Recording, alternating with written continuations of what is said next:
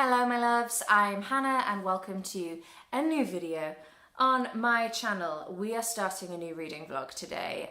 You will probably know by the thumbnail of this video that I have been reading my way through, quite slowly, the Storygraph Read the World challenge, and this vlog we are going to Trinidad, not literally going to Trinidad, unfortunately. But we are going to Trinidad through the medium of this here book. This is Hungry Ghosts by Kevin Jared Hosein, and I know very little about this except that it's been blurbed by Hilary Mantel and Bernardine Evaristo, and it is a literary historical novel set in Trinidad in, I think, the back end of World War II.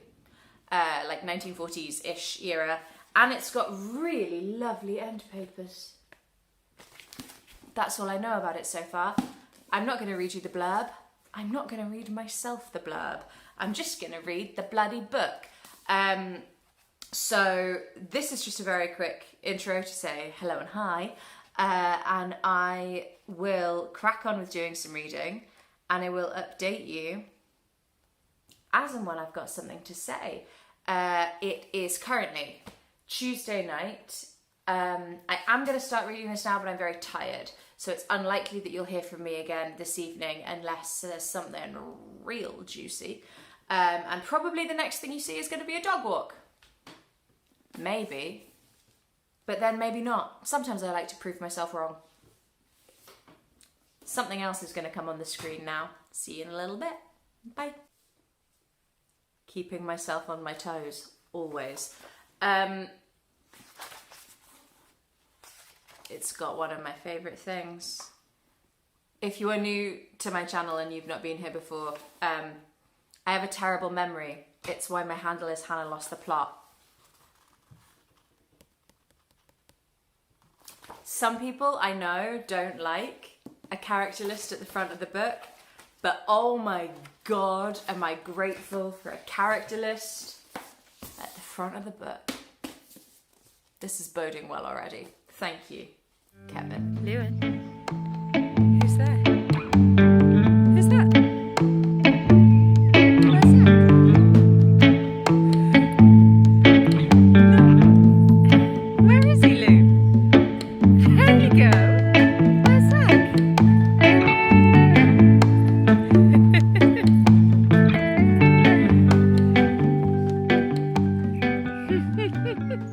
Hello.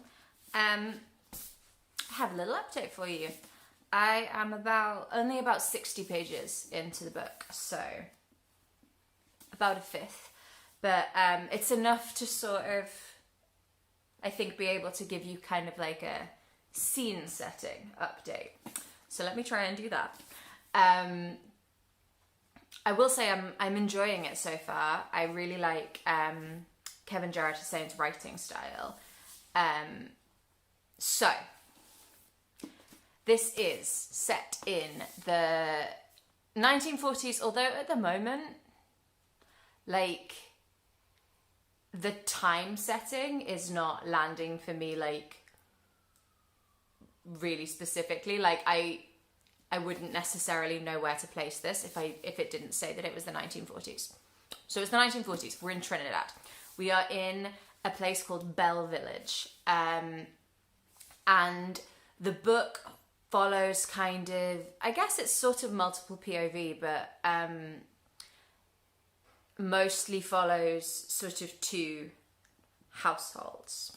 So at the sort of upper echelons of society, we have the Changor family, and we meet Marley Changor, who is the wife of a man named Dalton, who is a very wealthy man. He is has probably a little bit too much money to have got that entirely honestly, let's say that. And in that kind of setting, we hear from his wife Marley, who is about 20 years his junior, They met when she was about 17. We don't sort of meet him firsthand, I guess. So our impression of him is really only from Marley, and we are gathering that he's a little bit of a loose cannon. He has definitely done some questionable things. And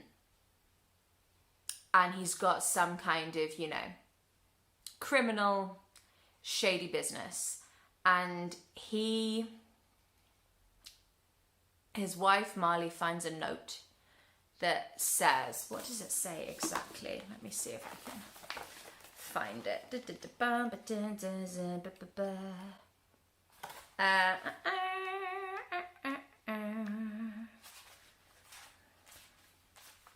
Obviously, she can't find it.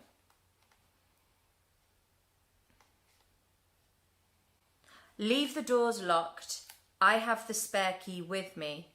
Tell my mother I love her. Go to the cherries and untie Brahma. Brahma is a dog.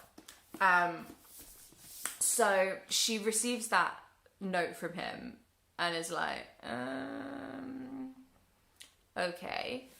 And from then, she doesn't see him again. So like a week passes and she doesn't report him missing.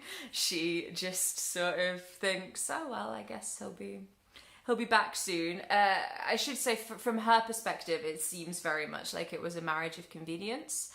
And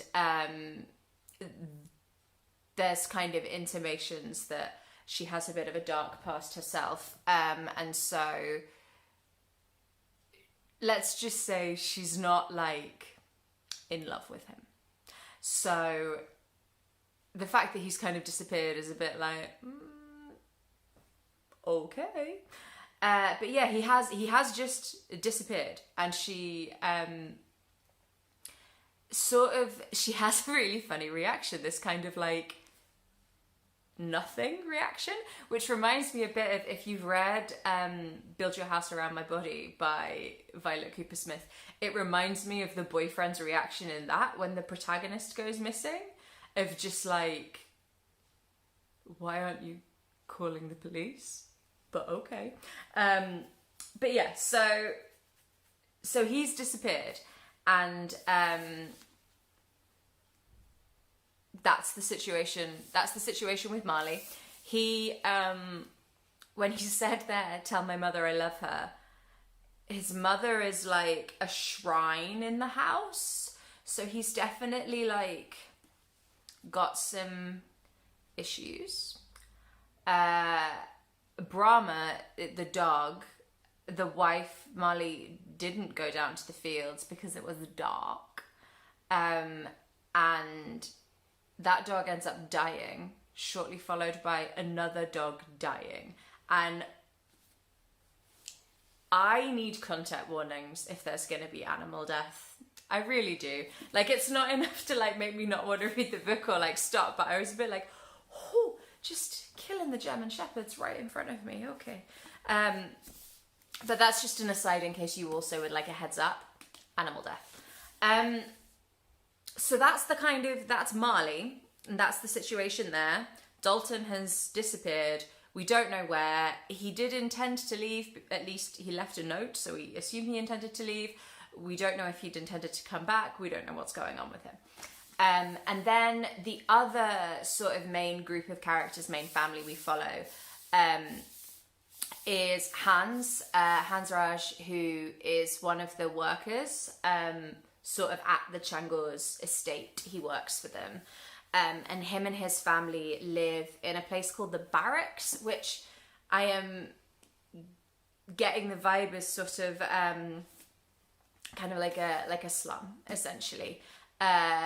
And their son Krishna is kind of bullied by his friends because that's obviously like the worst possible place to live, and his friends who live in the village in Bell Village sort of make him feel terrible about it and say, you know, that his parents are animals and he has to, like, you know, whatever, like, watch them have sex or, you know. So Krishna doesn't think much of the people in town. And the people in town don't think much of the people in the barracks. And there is a real kind of, like, social commentary piece happening. There is a kind of, at the moment, there is a kind of permeation through the book of this kind of culture clash between like colonial Christian influence and more kind of folkloric, mystical presentations of Hinduism, which is really interesting. So there's like bits and pieces going on with that. All of the characters are very are already quite nuanced so far. The wife of Hans Shweti is a really interesting character. They keep butting heads about, because Hans is kind of one of these, like, he's like the guy in a community that people go to for help, right? And even though they don't really have anything, he's very generous and he's very giving.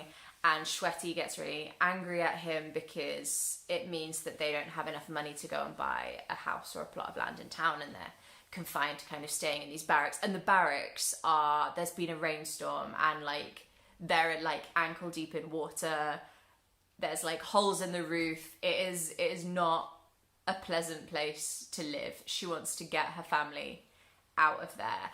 And all of their hope is kind of in Krishna becoming, you know, a success and being able to break this cycle. So there's lots thematically that's going on in the book that I'm really looking forward to seeing how the author kind of builds on some of those ideas. But there's this kind of recurring idea of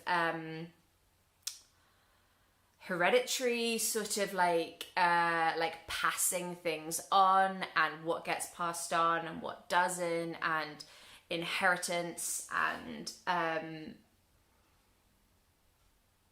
yeah, that's really interesting. There's obviously this kind of quite rigid social hierarchy that is already getting slightly inverted by some characters. Hi. So I will crack on and read some more, and I will chat to you later. Bye-bye.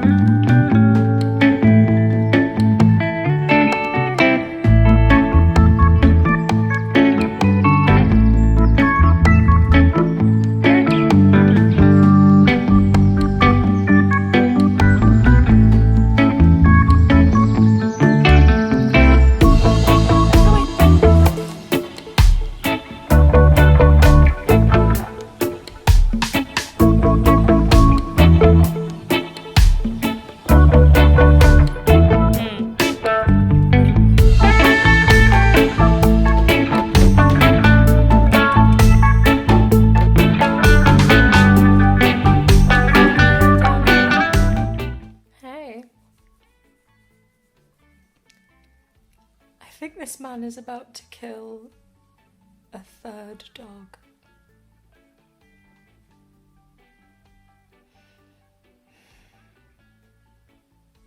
That's what Lewin thinks of that. I really hope he's not. The dog is alive.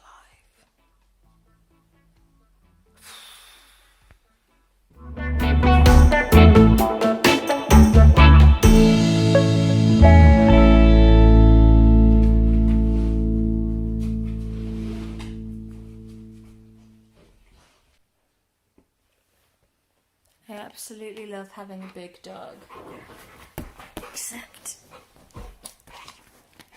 in this situation.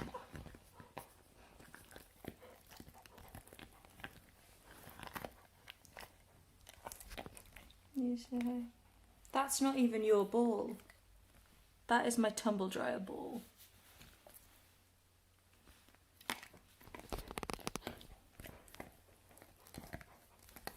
Needless to say, he's not letting me do much reading.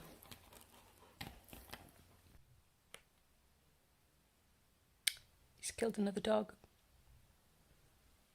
He's killed another dog. Howdy hi.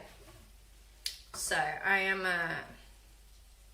making some chili, and I thought now would be a good time to update you properly, dead dogs aside, on how I'm doing with the book.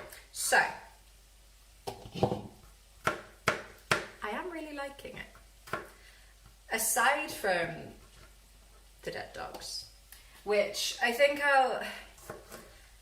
I'll talk about when we're wrapping up, like at the end, because at the moment I don't know how necessary it feels. It's not graphic or overly graphic. And in fact, like, most of the dogs have died off camera, for want of a bit, off page. But yeah, like, we'll chat about that later. So putting a pin in that, because animal cruelty and animal death is, like, not my favourite thing to read about. So other than that, I am really enjoying it. I don't think I said in the last clip I did, that we have had a sort of definition or a mention of the title. So I'm always looking out for, like, when titles get mentioned. So we know what a hungry ghost is now. So if you remember Hans and Schwetter, that's the couple who live in the barracks, and Hans works for the Changor family where the guy has gone missing, okay? So Hans and Schwetter had a daughter called Hima before they had Krishna. So Krishna's the son in the book that we meet, and they did have a daughter prior to having Krishna, and she very sadly died as an infant. And there is a bit where I think it's Schwetter is recalling. I mean, it's not even specifically Schwetter, because we don't get first person POVs, but it's in a chapter where we are sort of following Schwetter. And it gives us the context of Hima's death, because Krishna doesn't even know that they had a child before they had him. And so Hima died, and they don't talk about her. But after she died, there is a woman who lives in the barracks called Rukmin, and she basically is like, well, Hima has died, and she starts bringing, like, offerings of these rice balls, because she says that her daughter's spirit has become a preta, which is a hungry ghost. So it's this idea that, in fact, let me see if I can find you the bit and read you the little bit, because that will probably be better. Yeah. So she, Rukmin, made a batch of rice balls for Shweta and told her that it was to feed her daughter's spirit, now a preta, a hungry ghost. Her daughter's belly had expanded to twice and thrice the size of her head. Ghosts always hunger for company, and so bring other ghosts with them. 6 rice balls were to be offered to these other ghosts, 10 for the hungriest one, the preta.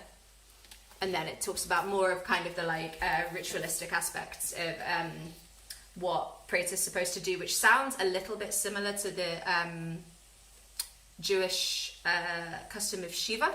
But anyway, so we've had that kind of contextual mention. And it's really interesting because Hima does sort of haunt the book. She haunts her parents in that they don't talk about her. Krishna doesn't know about her.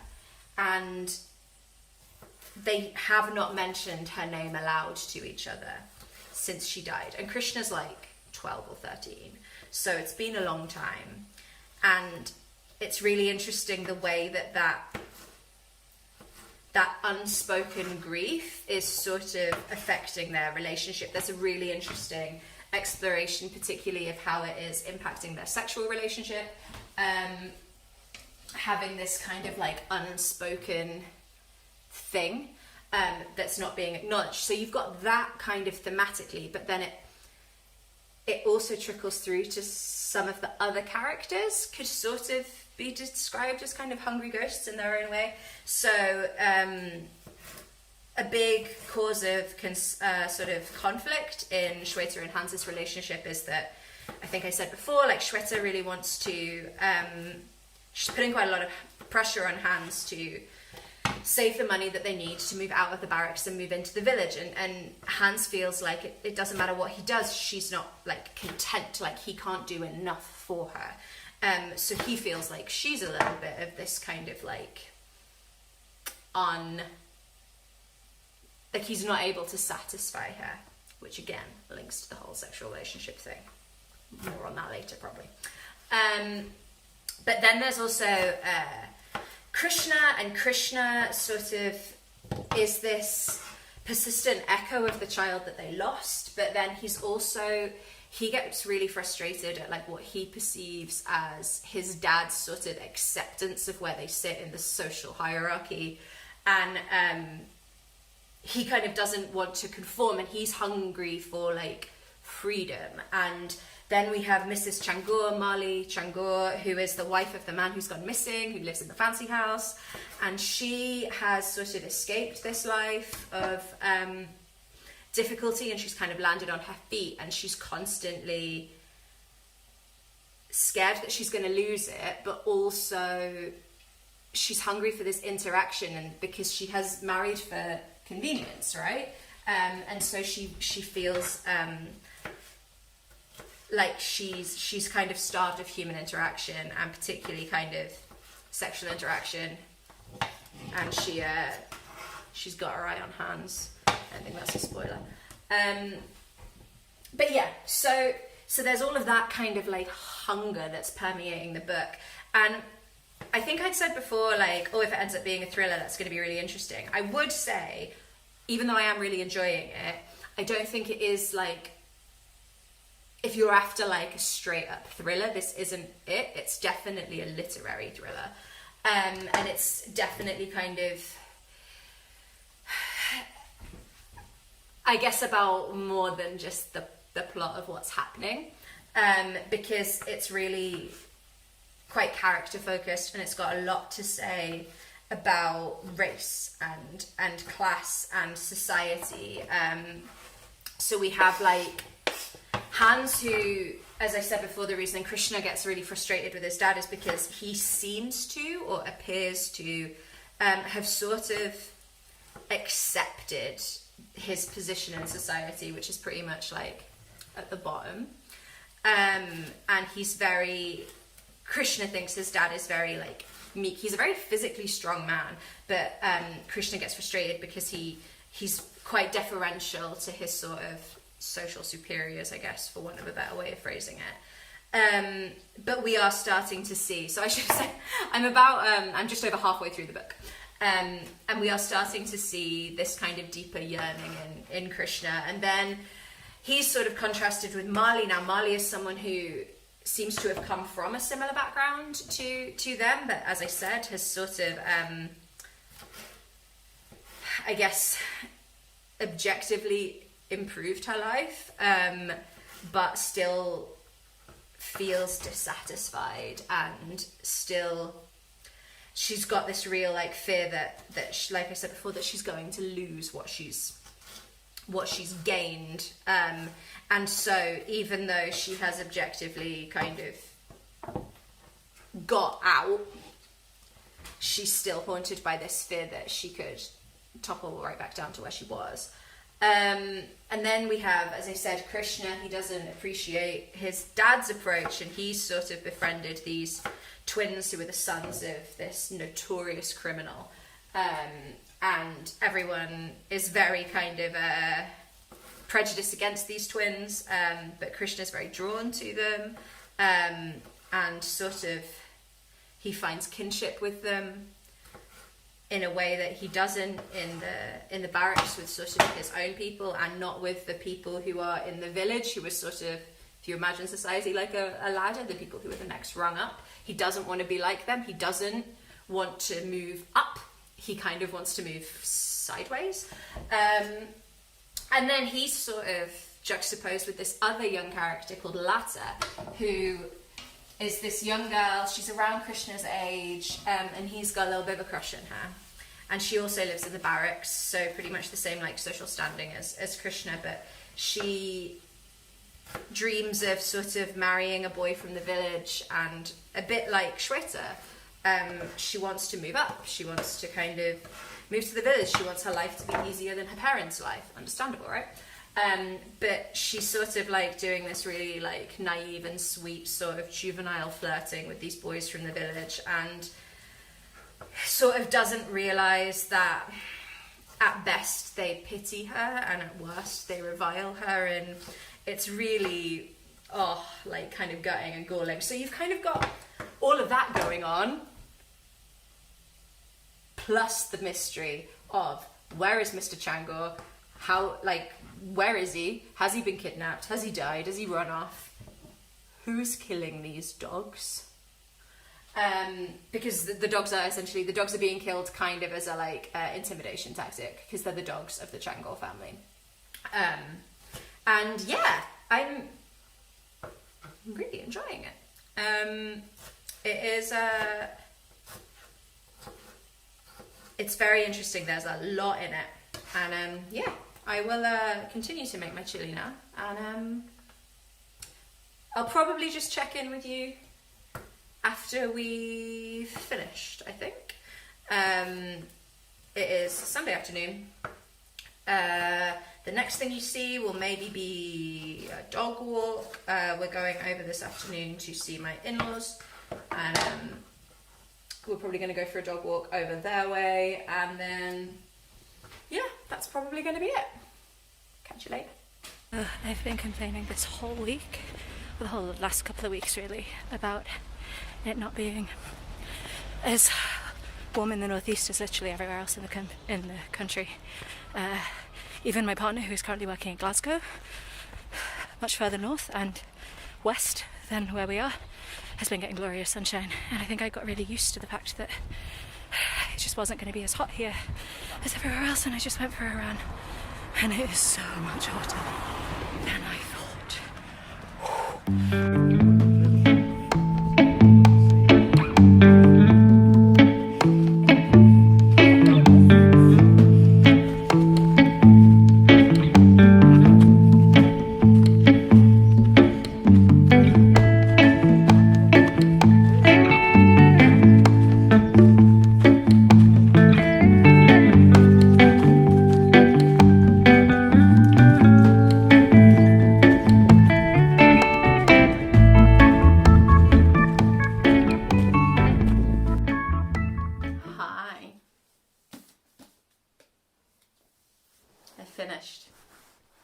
I finished about 15 minutes ago. So this is all quite new. I am going to be mulling this book for a very long time, but I need to wrap this vlog up, so I will not have very well steeped views yet. Short version, okay.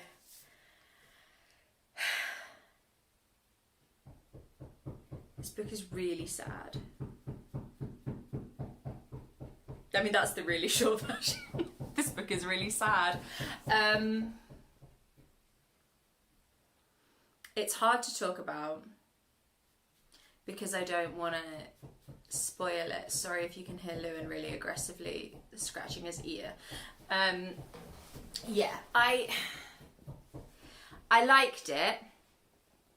I did like it, and there was a moment sort of just coming into the last quarter of the book where I was a bit unsure. He kind of lost me a little bit, but I think that was deliberate in order for other things to land in the way that they landed. And I feel my instinct is to kind of to try and pick at this book a little bit. Jesus, Lewin. Good boy. Are you okay? He chooses his moments. He's been absolutely silent for hours. Yeah, I'm fighting a temptation to sort of slightly pick holes, and I think that's because I didn't like what happened, but not in a way that I think it was like bad writing or like a bad narrative choice, just that it was really sad, and I didn't want what happened to happen. But I do think that this is a great, I do think it's a great book. I think you have to, it's not a perfect book, I'm going to say that. And I'm still, it will be interesting to see how I feel about this book over time. But the last sort of 50 pages, I had this like lump in my chest. And I feel like you can't disregard when a book gives you an emotional response like that, right? Whether or not I thought structurally maybe there were like bits that didn't quite work, or it is a bit of a funny, this was pitched to me, I'd seen it talked about as a thriller. It's not a thriller. There's thriller elements. This is not a thriller. And as a historical novel. And I feel like the publishers really pushed that, because I mean, we do have War Hilary Mantel right there on the dust jacket. And it is set in the 40s. So I mean, like, yes, technically. But this story felt like it could have happened at any point. And I think that was deliberate, because one of the real themes that this book is tackling is sort of cycles of violence and sort of trying to break out of generational trauma. And, you know, so in lots of ways it feels quite timeless. So it's weird to me that they pushed so strongly on it being a historical novel. I mean, admittedly, I do not know that much about Caribbean or specifically Trinidadian history, and so there may have been things in here that very specifically do place it in a specific time. But yeah,